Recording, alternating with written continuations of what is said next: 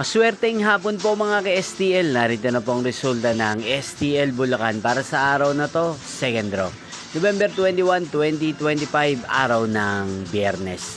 Naway ang mga natayaan nyo pong mga numero kanina ay manalo nawa ngayong hapong ito, 4 PM. Kaya kunin nyo na po ang inyong mga ticket. Narito na po ang resulta.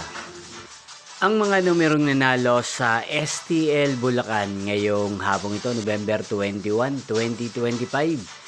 4 PM, second draw. Result 35 at 10. In exact order. Again, 35 at 10.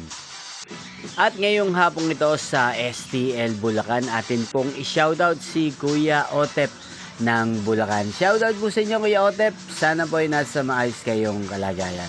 At sa lahat po ng mga taga Bulacan, shoutout po sa inyo. Inyo pong napanood ang resulta ng STL Bulacan sa channel na to, Roderick Hernandez TV. Magkita-kita pong muli tayo mamayang 8 PM. Thank you for watching.